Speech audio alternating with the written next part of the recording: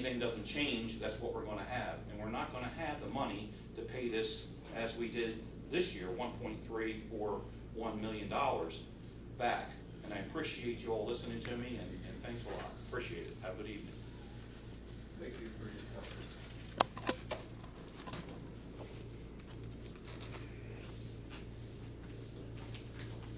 Okay, start with a presentation.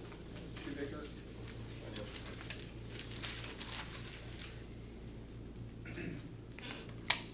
So this is the June meeting here. Change that there. To cover, we're going to cover several topics. On this is going to go to transportation, the insurance, the SSO, mental health, some budget things we're going to cover. We're going to have several asks of the board, actually of the committee, to take to the full board. So I'll just jump into that portion here. So first up, we'll talk about transportation. So the first item would be an ask of the committee to request quotes for athletic transportation services. What the ask is that the committee allow us to provide the quote document to go out for quotes on the work session we do to be approved, so that we can solicit quotes for the upcoming school year for athletic transportation services.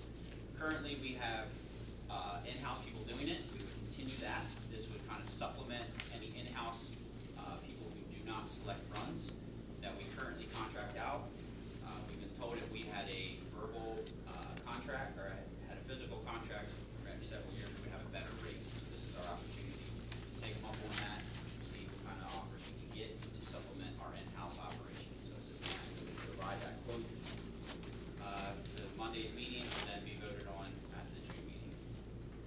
So just want some feedback on that first one, and then we'll jump to the next one after that. No, it'll just actually be the quote document that the board will approve, that you guys can see what we are requesting service-wise and what's going to be advertised out. It's going to be a very similar thing for the next one, which is the bid. So I guess the committee's okay with pushing that forward with the quote document. Yep. So the same thing with the bid document. The bid document will be on.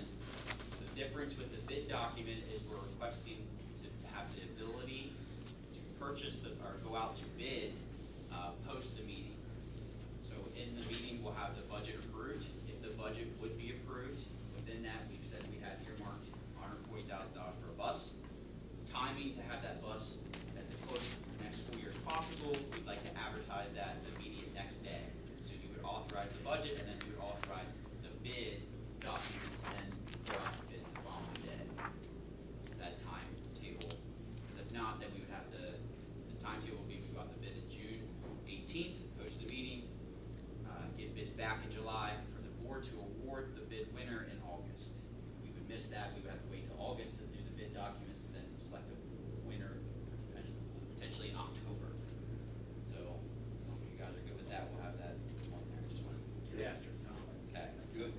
All right. Got the summer months to try to get all that together. And the last thing is just an informational. You'll see on the board meeting. We've had this every year. It's just informational.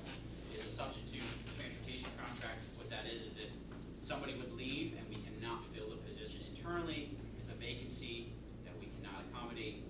We would have a substitute fill that's contracted out. Similar, if we had tons of people out sick that day and we didn't have enough coverage, we would have a substitute come in to cover. It's very similar to what we do with every other substitute service. Yeah, just very similar for teachers, professional staff, support staff. This is just the transportation portion of it. So you'll see that on there as well. Any questions, transportation related? That last one is coming to the board this month. Correct. You'll see the contract and be able to vote on that to proceed, but that's just a fill position as needed. So if we don't use it, there will be no cost. Is that with Lincoln? This one is with Christ. Lincoln does our special need runs. And this is simply something that happens on a continual basis. It's for your information because 7 of you are new. And we want to make sure you're aware of this is a global process. Okay, so we'll jump next piece is, I got quotes back at the beginning, or should I say the end of last month, for our property liability insurance, as well as our workers' comp insurance. The property and liability insurance we have through Utica. We've had Utica for a long time here in the district. We've always been satisfied with what they provide. This year, we're seeing a 10% increase from last year, which is about $11,000 budget impact. So this is property liability insurance. We have to have it. This is kind of that's why it's an information only. Can't go without it. And at this point, we use a party to solicit quotes, and this was the best rate, even with the 10% increase. We're still getting the best benefit. So just information on that. You'll see that's with the workman's comp. The workman's comp had an increase, but we have enough budgeted just in the workman's comp to allot that increase. Any thoughts or questions? Okay, on to the next one. Stock and leader. So we just received the stock and leader, I guess, quote, so to speak. Within it is our partners and associates 10% or $10 an hour increase. This will be solicitor services for both general and special. It'll be an all-encompassing with stock and leader. Right now, we have presented before that we have within the budget to accommodate this increase. So it's no additional budget impact of what's already been presented several times after several months. Okay, any thoughts or questions? Okay. So we'll jump into the supplemental contract. We don't have it here for you tonight, but we'll have something for Monday to review. This is pretty much the outline of what's happening. We've had a current supplemental contract. What we're looking to do is very similar to what we've done with all the contracts that's been in front of the board, is do a 3-year plan. Very minor changes in that 3-year plan. Coaches would see no salary change, but we establish criteria for years of service, very similar, like having there to support staff. So it would be maybe a 1-to-1, 2-to-1, 3-to-1 based off of experience that they have or provide the district, and they would be awarded for that service up to a threshold there. So the coaches would be no salary change, so no budget impact there. Student activities and the arts positions, same thing, no change, no additional positions. Event workers is we're looking to raise our wages, and they are a per event rate. The athletic director, Shelley, did, she polled 20 districts, and we are the lowest of the 20 districts polled for event workers. So we're looking, like we've done, to increase that to kind of match our peers. So we're looking from any position from $4 to $10, and that's, like I said, per event, so anywhere from $30 to $65. So not a lot of money per event, but it adds up for all the positions we have to 8,100 increase. So we're just going to ask that we can add the increase to event workers, and then the subsequent years $2 per position to catch up to the people that are ahead of us, to try to entice some event workers. Any questions? Do we think it's actually gonna help us get more event workers? We have a lot of internal people. I think it might entice a couple internal people to maybe apply that don't, or do more events if it's a little bit more money. Because I know that most people are teachers or They're usually staff, and then people just in the town. I don't feel like we're gonna be getting No, outside people coming in. we Not can- gonna press them in, right? Paying for event We could workers. probably get maybe the people to do more events. I think that was some of the complaint, is they felt like it wasn't worth the pay, the time and effort pay that they're getting for those events. So that's why we kind of did the survey to see where we're at in relation to others, and we're lower, so we're like, okay, that has some merit behind that. That would go into this budget. That would be on to this budget, because we would run it effective July 1 of '24. And it'd be a 3-year plan until 2027. So we would accommodate this initial increase of 8,100, and then it would be less the following 2 years. We kind of raise this up. Some of the positions were anywhere from $20 to $40 higher than us. Just to give you a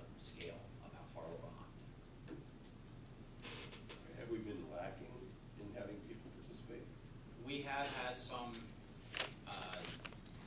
places where they're struggling to get tracks. A big one, they need a lot of people for track timing and stuff. They can't get enough timers to run the track events. Some of the other ones is people do 2 events where they need 2 people. The person's just nice enough to do both events, stuff like that.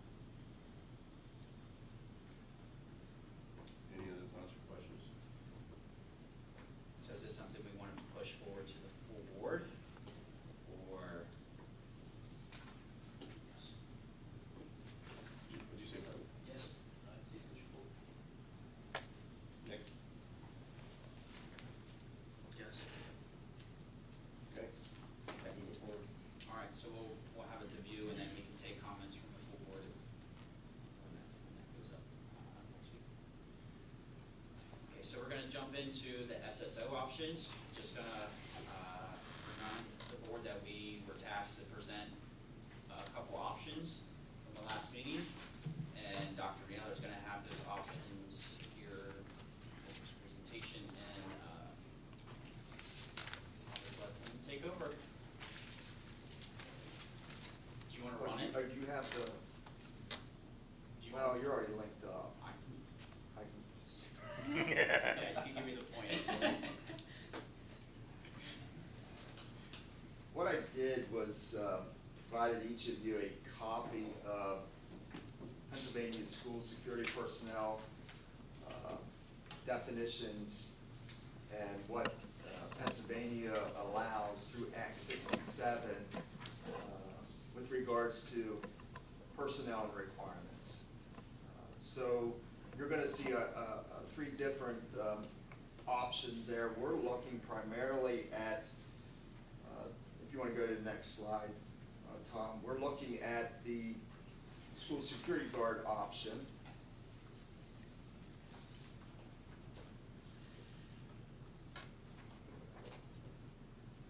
And from that perspective,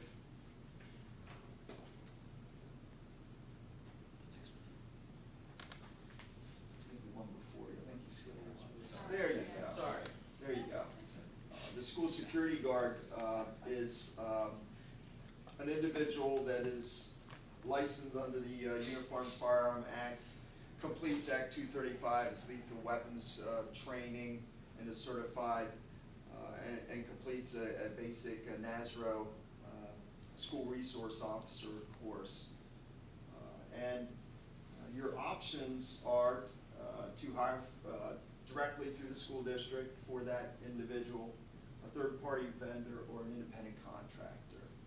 And you can see the certifications and requirements that are listed at the bottom. And it gets into more detail as to what they are in your document. So the next slide is the options that we have.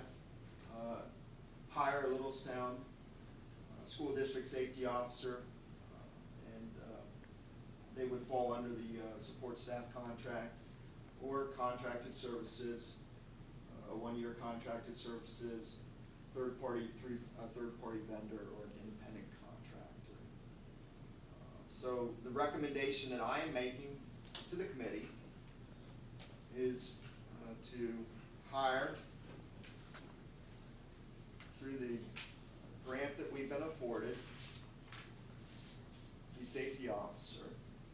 And I've provided with you in that second document what the job description would be for that position, the hourly rate for the 180-day position, the estimated salary and benefits of $67,000, which is benefits and wages, health insurance for the employee as well as spouse. So that's probably the maximum amount for that position. And we have budgeted, or we have been granted a PCCD grant for $70,000 for next year. The next slide is the other option that we could have, and that would be contracted services. So I contacted G-Force and asked them for what it would be to add an additional safety officer to the final year of our G-Force contract. And I also asked for M Protective out of York to give us the same quote for a one-year safety officer, and they provided that to us. So one might ask, how is Littlestown, or how is a private provider able to survive at almost the same amount that we're budgeting for? And what you have to understand is there are a number of qualified, retired police officers, whether that's PSP or a municipal police officer, and their benefit package and the way that's structured is a lot of those individuals have 25-year retirement clauses and incentives with health benefits. So if you look at that as part of the grand scheme of things, we're proposing hiring our own safety officer. And if we look at our hiring practices, like we do our teaching staff, and hire the best qualified individuals, and as per is outlined in the job description, we may come out well below that $67,000 estimate from our end. So those are some things to think about. I can't guarantee anything, but that's, as you look at that and you look at the financials, those are some considerations or possibilities. So the next slide kind of speaks to those budget implications. Currently in the budget, we have one safety officer position budgeted for next year. The grant would give us the opportunity to fund a second safety officer. That would cover next year. And as you look to next year, our G-Force contract is expiring. So we would have to discuss and determine next steps as to how we would want to proceed for the following year with already having a safety officer budgeted in the current budget, and that following through as well next year and our future thinking. Questions? So you foresee the applicant pool being retired officers, that's what we... I would see that would be probably the most skilled individuals that we would want to have on our campus versus a person that hasn't gone through over 900 hours of police academy training and just going through lethal weapons training for a week. Those are the considerations I think we would look at, and how it's kind of outlined as well in the job description for those qualifications. I think we would be cognizant of that, and those are kind of the different skill sets you look for when you're hiring anybody, whether it's a classroom teacher or, in this case, a safety officer. You look at those skill sets and what the qualities of those individuals are, and that's where some of them usually rise above another candidate. So. And second question, the grant. So that's a single-year grant, correct? Correct. So is that open again next year for application? No? No. Okay. No, it's that grant has come around a couple of times now since I've been here at Littlestown, so, but it's not a guaranteed, Right. hey, you'll see it in 2 years or not. Okay. Okay. Yep, absolutely. Dr. Naylor, what types of credentials does our current safety officer for G-Force have? Retired military, retired Maryland Police Academy trained municipal officer, a number of years of services with their investigative unit as well. Our first safety officer was a Pennsylvania State Police trooper, retired. for a number of years. So those are the types of individuals that are private providers or third-party vendors are looking to hire, obviously, and understanding the unique skill set that you need in a school setting as well. I don't think we would deviate from that practice either. So if we do, I'm sorry, do you have a question? Go ahead. Okay, if we move them in-house, what's sort of the chain of command? I would be their supervisor. You would be their supervisor, okay, As I am now, as you are now, all right, for the contracted services officer. okay.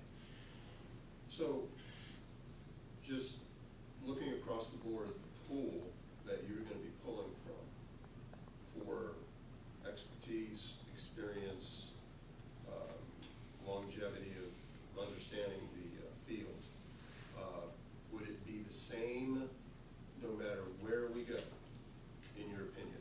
Whether it's we in-house or whether we private contract? Private contractor, you take what they give you. So, with a renewing of the contract the following year, we could get a 1-week trained Act 35 bare minimum. Absolutely. So there's no guarantee that we'll keep that pool up. We've had a number of safety officers as well leave us that are highly qualified. So And I think Mr. Lawyer knows as well with that, and part of that is related to, I can't get into details, but it's, That way you know what it Yeah, is. yeah, I do. So, I think if you have an in-house, the advantage of having more control absolutely. is something that really needs to be, Yeah. at least talked about and talked through, because, it's, there's many ways to paint the barn, but what's the best, right? Exactly. Dr. Miller, what about the training? So like, does G-Force do continuing training? No. Things of that nature? For their employees, it's up to the employee to have their, the recert with the lethal weapons and things of that nature. Obviously, we can provide opportunities for them to participate in training, but they don't specify we do continuing training, so forth and so on. That's part of the legal requirement with some of the certifications that need to happen. And so we bring a second safety officer in, say it's an in-house person. We have a G-Force person already. What does the sort of relationship look like between, because in my opinion, that's kind of telling the person we've got a contract with for services that, sorry, we don't think that you're doing a good job, we don't want you, or whatever. I can't get into details, Think about competition. but think that through. Yeah. Think that through. Yeah. I can't speak for our current safety officer, but I can. I'm confident in this proposal I'm recommending to you.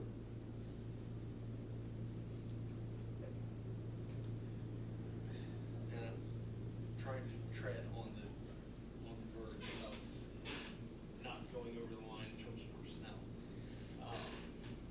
Those are things you would manage, whether that's an LIU teacher in the classroom, across the hallway is a Littlestown employee that's teaching. We do that seamlessly. They know no difference. Our kids know no difference between an LIU teacher and a Littlestown teacher. Why is that? Because the supervisor provides that environment where that collaboration occurs, and that supervision is one where they understand that the goals of the district and their position, the goals of what we need to do on a daily basis. So, yeah, I'm not really concerned about that. That's something that individuals that are in that field of service understand as well, what they're trying to help and do while they're on duty. Are we pretty satisfied with the person that we've been provided for G-Force? 110%.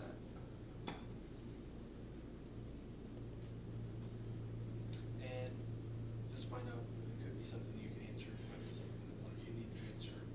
I would anticipate our insurance is gonna go up.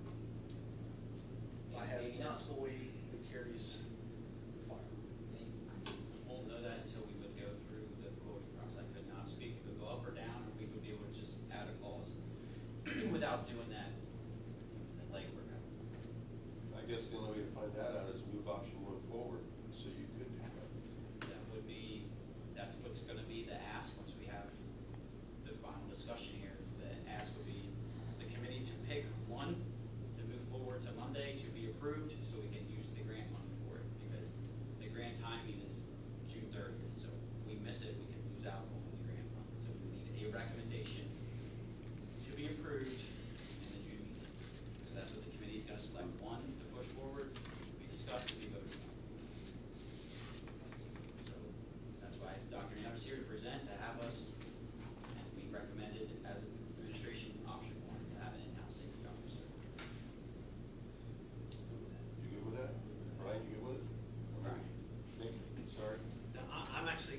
dissenting voice here. My opinion is, we're satisfied with the current service we're being provided with the current safety officer. I think that having some of the liability and some of the responsibility on the head company is more of a benefit to us. I think we've had some really good officers. I think John is great. I think that Rob was great. And there are reasons why they left. Yes, and if you want me to supervise, I will supervise, and if you want me to continue to explain, I will continue to explain. So, There are reasons why those gentlemen moved on from their position with the company that we currently deal with, contract. Okay, so So I think you should there's take gonna that be, into. there's gonna be account. more deliberation when it Yeah. goes forward, and we will have more information as it comes forward. I always feel, because I don't know if I'm on the same page as you, Brian, you probably know stuff that I don't. And so, is it something that? I'll speak to the first safety officer. He left because of G-Force. Yes, Mr. He didn't Hawkins. leave because of Little Town. So I'll speak for I'll speak for Kim Hawkins. Yes. He left because of G-Force. He was fantastic. He was fantastic. He was fantastic with the kids. That was with my children in the elementary school, and he talked to those kids every day. He was, I thought, as important as any teacher in the building. He had a relationship with the twins at that time, and I was sad to see him go. He was a good man. We lost out. And historically, that was a in-house, or was that? No, that was when he was with Oh. G-Force. It's G-Force, that we've only had G-Force employees. We've only, that's right. And we've lost others because of that too. And other schools have lost safety officers. My neighbor used to be a safety officer. We worked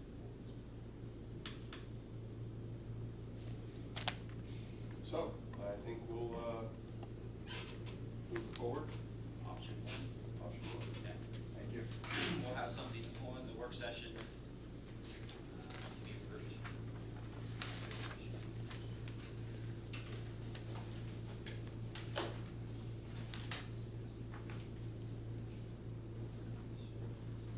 Okay, so we already did the ask there for the SSO option, so we'll jump into the mental health. So currently in the budget for mental health is that $526,000. Within that $526,000, we have allotted 4 positions. That 4 positions equates to that $473,000 number, which is to accommodate 2 psychologists, 1 mental health therapist, and 1 behavior specialist. We presented this a couple months ago, and then we presented that the PCCD grant we got was a merit choice that was awarded to us that would be able to accommodate the 5th position. What we're asking tonight is to bring basically the 6th position, which would be a 5th one internally, for a budget increase of $42,000, which equates to about a 0.22% tax increase. We feel the need of the mental health, so this is something to be revisited, but that's just the ask for tonight. We've kind of talked at length about the mental health stuff.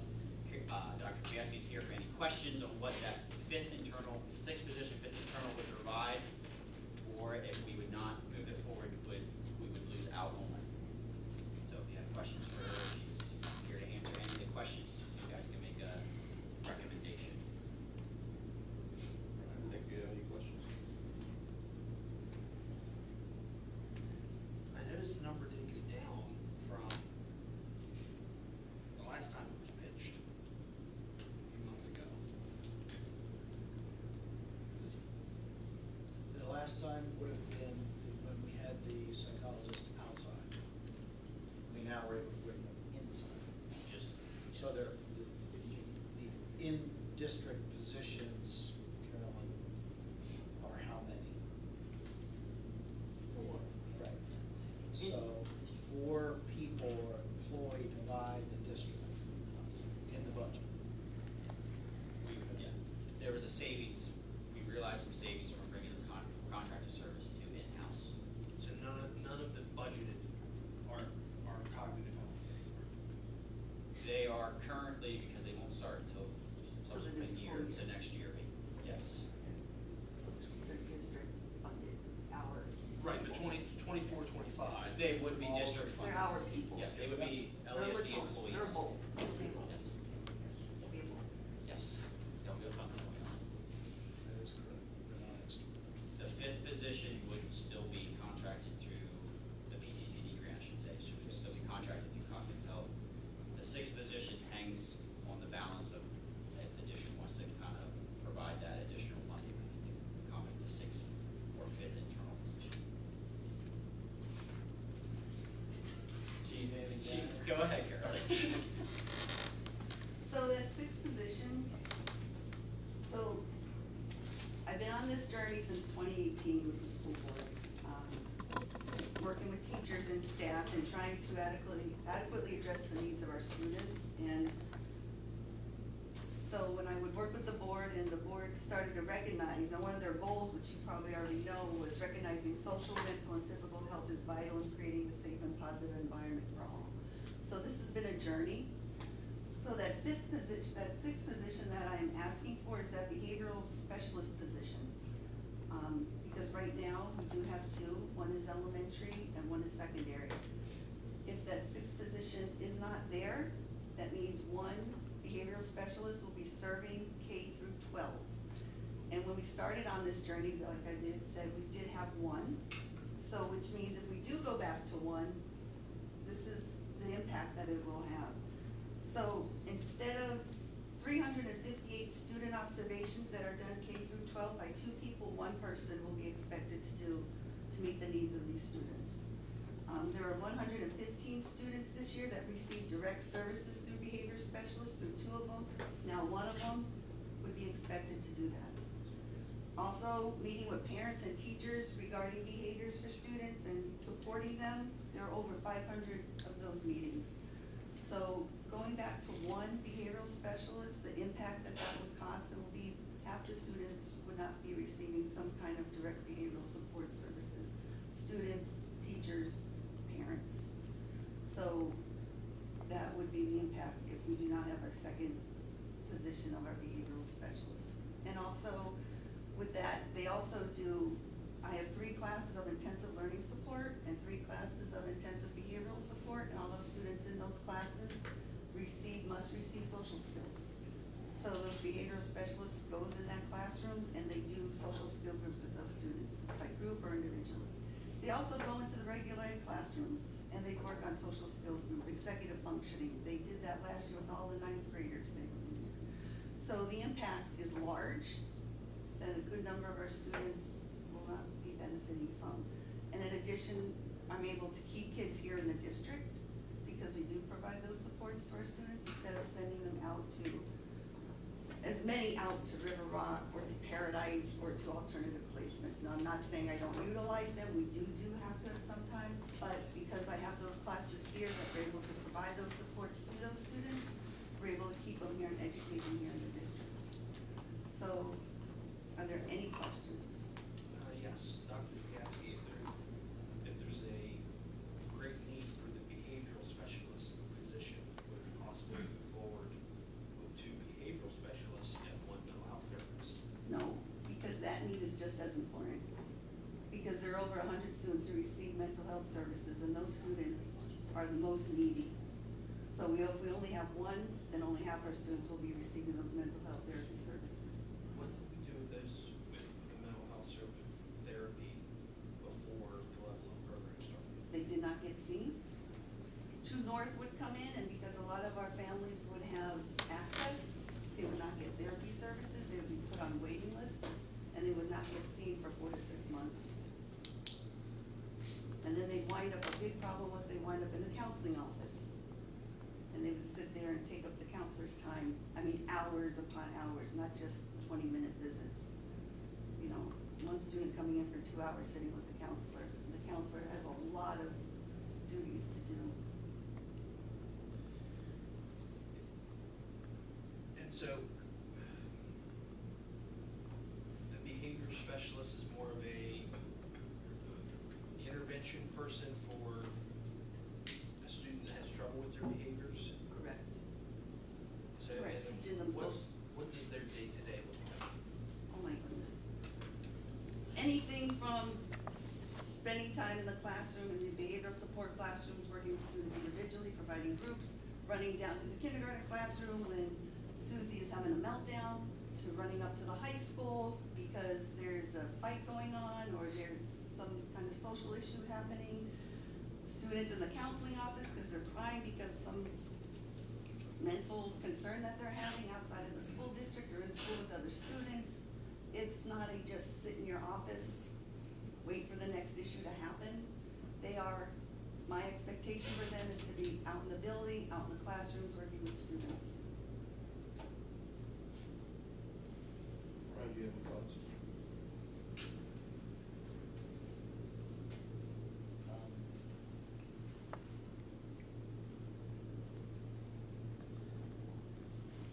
Yeah, for children. I'm torn because we gotta come up with money, and where else can we get money? There's a tax increase of 0.22%. And that's gonna be a hunk of money that's gotta be raised, and that's just for this next year, correct? Yes, this would be just for we would reassess. We would reassess. And it could go up, and there potentially, if you're asking for money this round, you're gonna be asking money for the next round, and then you're gonna ask money for the next round. Can you make it work with what you got? Well, as I said, no, I can, but it won't be efficient and it won't be effective. And the other side, the numbers will go up. That's So that's that's the- what I need to hear. I that's the need to game. hear what impact we'll have if we kick the can down the road and we do not act on it now. What is it gonna do to us next year? And I need to understand that. Right. So students will not receive the behavioral support they need, that we can't support them in the building, which means outside placements will go up, which means the counselors will be spending the time doing behavioral things instead of working with students on careers and academics and all of those areas. Are there other places in the budget or even in the pupil service budget that could be cut or money moved around to do this? Probably not. We're about slim and trim, where we could be at, but that's Carolyn's budget. Probably presented this as low as you could. I would say we've looked at this for many months, and we're pretty much where we're at. That's why it has the tax increase. If we could accommodate it, we would try to. Dr. Field, you have said before, that the level of program has helped discipline in school, yes? Or curtail disciplinary problems in school? Yes, curtail issues, yes. And so the regular classroom then operates more efficiently. Correct. Students' learning time is not interrupted by behavioral problems from other students who need to see a behavioral specialist then, correct? Correct. Right.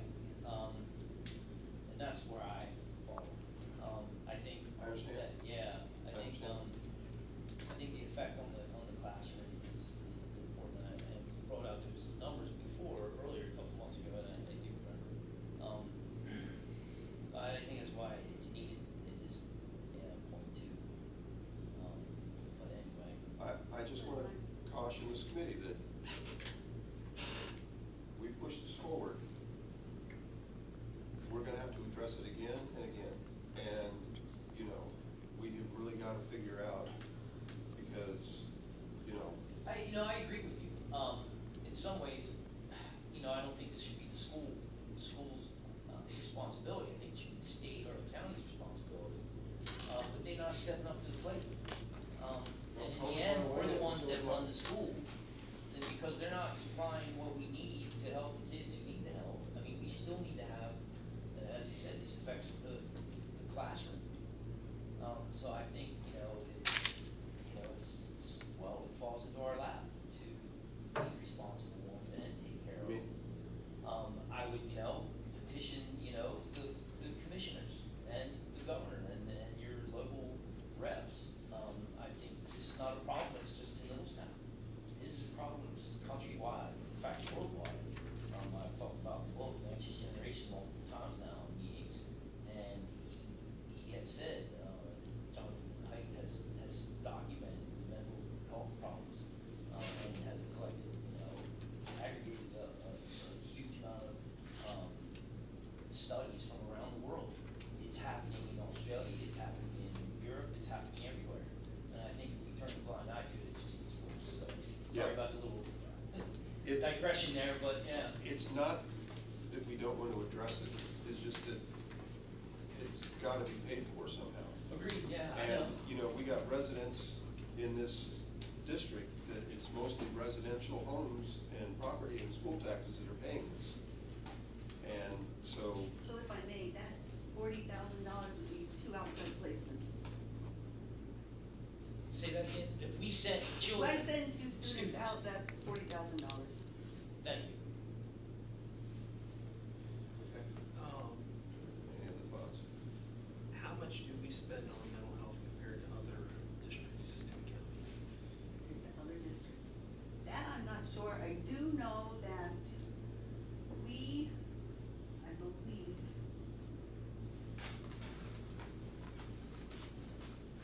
we are the only ones that have in-house mental health therapy services. Yeah. However, for example, I think Red Lion, they contract out with a company who has a clinic on site. I do know that because I saw that on their website. But I know in Adams, like in our little county, none of my local school districts have that service. They utilize other, like True North or something like Yeah. that. Yeah. Yeah, we did something really good in Littlestown. We did. Well, Okay. we were playing with Essers too. We're fortunate. Yeah. Okay, so it needs to move forward, but next year we need to really, Are we gonna go around? yeah, let's go around. Nick? I'm gonna be in the- I agree, it needs to be moved forward. And you and I are gonna disagree on this. I don't think we're gatekeepers and we prevent the rest of the board from voting on things. I think we refine things and send them forward to the rest of the board. And I think this is an issue that's important enough for all of us to voice our opinions on, not just the three of us.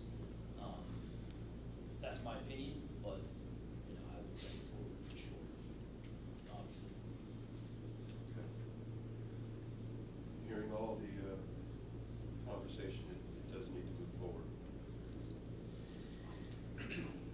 So with that though, there's the ask with the percent increase, is that something you would want? We'll just, I guess, go into the budget portion of that, so just keep that in mind, 0.22%, circle back that, around to that. So the budget adds, here's the budget, so the adds that we had from the last time I presented are the supplementals, so event workers, the property and liability insurance, so 11,000 for that. The board approved a PSBA to start July 1, so that was an add. That was not previously budgeted. The SSO that we just did for option 1, move forward, is going to be grant funded, so it's no impact next year. We'll look again 25, 26, what we want to do moving forward. And now mental health, that decision to move forward does have an additional impact to that 42,000. So that jumps into the conversation of what the budget looks like. So right now, prior conversations with, and presentation with the board, I have a 1% tax increase in there for ACTI. That's what was earmarked, it's been said, we're gonna mark that for ACTI. Now with those budget adds, they come at a cost of that 0.25 increase, and then the mental health services of 0.22 to accommodate. So based off of those informations, we would need almost the 1.47, 1.5%. Is that what the committee then wants within the budget packet to present forward? I'll go with that. It would be a 1.5% increase. I'm gonna continue with my theme tonight, I'll be the voice of dissent. I'm gonna say, no, I think that just, we had a 5-4 vote, or we had a first vote budget fail last month with an additional 0.5%.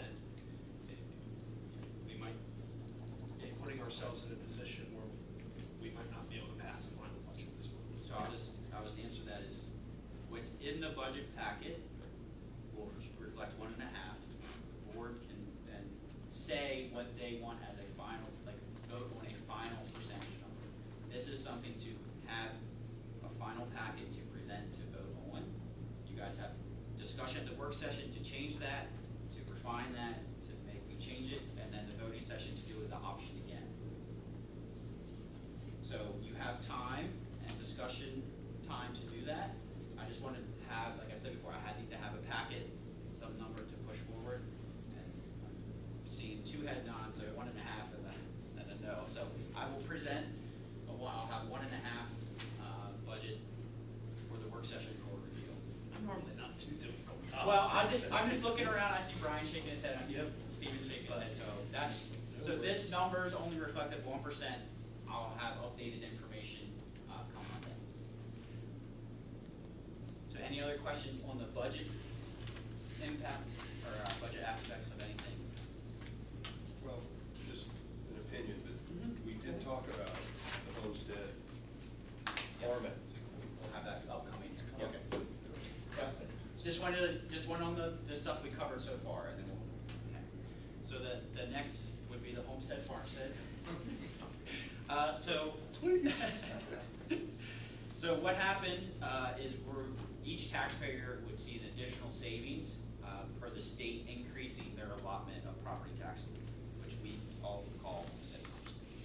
What that does for our district is 70% of the taxpayers qualify for homestead farmstead, and with that, at a median home price, or I should say average home price of $280,000, that number equates to a 1.32% tax increase. So what that means is somebody that has an assessed value of $280,000, they will pay the same exact amount of taxes that they did prior year at a 1.32% tax increase. So that's just what homestead farmstead does. Basically, you're saying that the homestead will kick in, so really it's gonna lower the actual taxable. By the amount shown on the screen, that would be, so if we did nothing, so we did 0%, a taxpayer would see a reduction from their prior year of $49.63.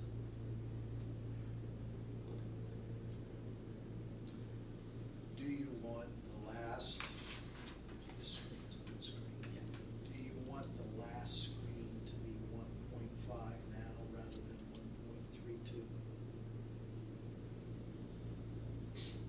I mean, there's not that much difference. It might be a penny or two.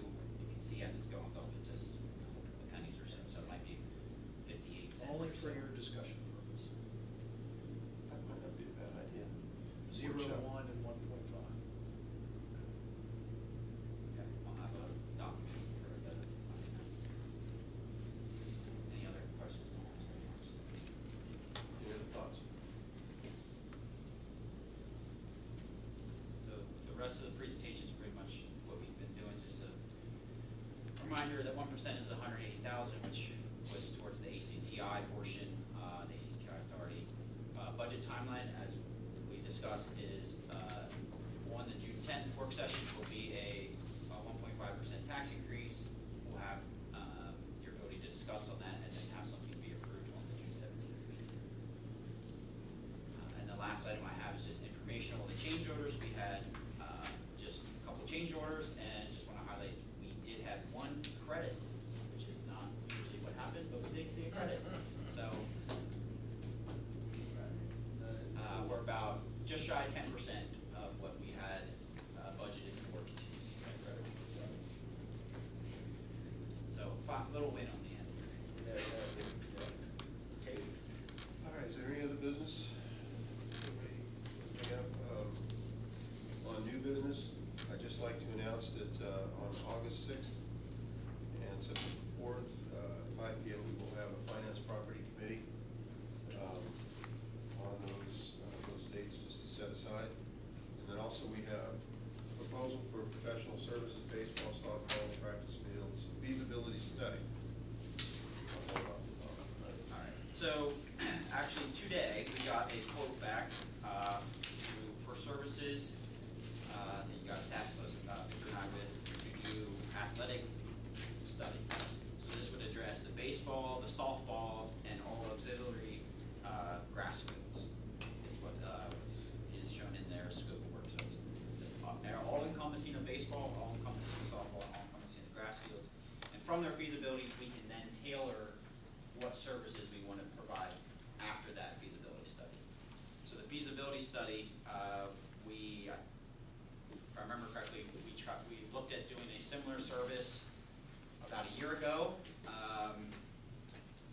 just for the baseball, not encompassing the other ones for about, it was about 3,800, 3,600 to 3,800. So this, to accommodate all fields, in my opinion, is a pretty good price for this. But that would be very similar to what we did with the construction project. If you look at all of our facility, you'll see what would be good to implement or change. Just so where the fee is on the second page in the middle, it's $48.20. Back. Sorry, the back of the second page. Back. Back in a second. Oh, thank you. Yeah, a little fix on that. Back to the first page. All right. Second page, back to the first page. So it's $48.20 to do those services. These would be capital reserve funds, because this would end up being a capital reserve project. So this would have, we have capital reserve funds to do these types of projects, and this would fall under that scope of work. So What's your ask? the ask would be to go forward with this. My question is, does it need to go to the full board? So that would be the ask, is to go to the full board to then approve this so that we can start the work that they recommend. I'll be agreeable on our last item. Yes. Okay, so we'll see this exact thing on the agenda and we'll move forward once it's executed. Okay, That that concludes everything. Motion to adjourn? Motion to adjourn. Second.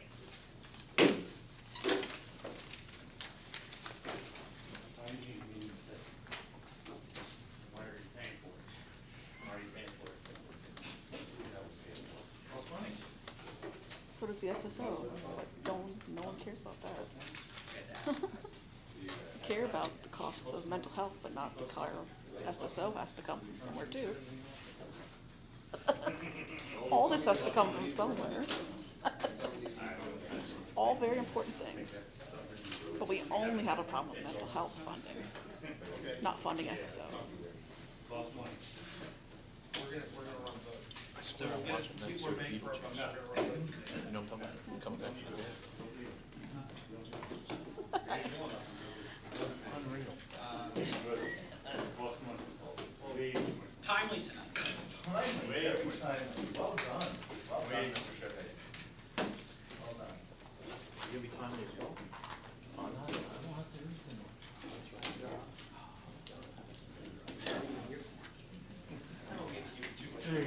Take care of things like I always that. say we recommend and inform you guys to tell us what's one way or the other.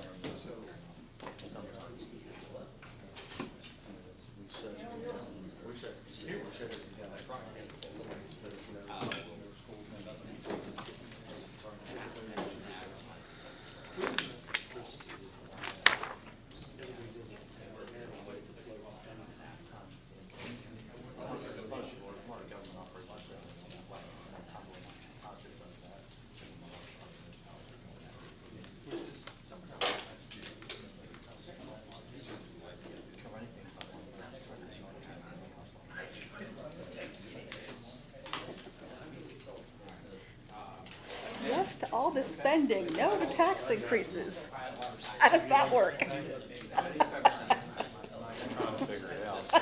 I think it's like when you buy a box of cereal, there's a prize in the bottom. It's just an added benefit. isn't it? I don't know, I think it's like, you know, for some spending, it's, you just go to the money tree out back. Yeah, that's what he did. For other spending, you have to do a tax increase. Damn well we're gonna go print it. You know, You know, it's one of these things, your arm just gets tired. we need $1.3 million, we don't need a tax increase for, but another, you know. Next year? 1.3 million, we're okay going the whole line, we don't need a tax increase for that.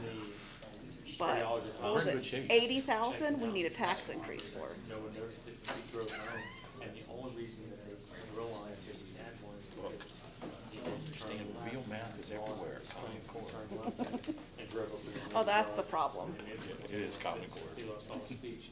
it's Common Core math, So living and teaching, except we only have one board member that went through Common Core. it's all vocal. That didn't work out too well. Oh, well, you've never, Remember, we're in good shape. right, you never had to pay, you never pay your own bill. You wouldn't know how that works. I would've loved to Yeah, order a that car was or a truck like my mom. but the thing was, after a while, Or, you know, just have all your bills go to credit reporting. Yeah. Yeah, that they do that too. I had my big one, I was staying like. I don't understand how $1.3 million doesn't have to have a tax increase, Yeah, that's what I would. but 80,000 does. We need 0.5% for Look, you're not 80,000. looking at this right. I know. Calm down. I know. 80,000, we need a tax increase for. 1.3 million, we're okay. We're okay. That's less than 80,000. Oh, okay. Johnson Hopkins, great hospital, lousy for regular medicine. Yep. I heard that mentioned. Lousy for, I mean, I literally walked into the hospital, my father went in with diarrhea, and this is after he had a stroke, and he couldn't communicate very well. And, so, my mom's like, I wanna take Dad out of the hospital. All right, I'm with you. And, I go in, and the doctor's cool. My mom says, I want to pull him out. No, we haven't run the test to figure out what the cancer is. Look, Doc, you shut up, don't say a word. Mr. Thompson, do you want to stay here any longer? Are you speaking? Yeah, I was a minute late to speak at the finance meeting. You know, and I think it was one of the questions I asked him, I said, did you get all that? The doctor Wonder why said, you're slacking. I realized, I said, You know, It's all that beer you drink, all that $1.3 million you got. or maybe having a job that makes it hard to get here at 5 o'clock. How do you spell that? A job, you know, because I actually pay my bills. Yeah. I don't have someone to pay my bills for me. where are you going?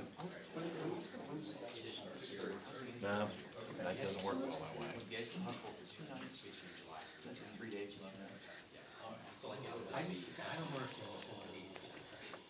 I deal with us. I love with us. Of course, you know Did what they I need? just go out the back? Why didn't they just go here? My wife went over here. Yeah, it's private channel. $491. I'm gonna send all my bills to you. Yeah.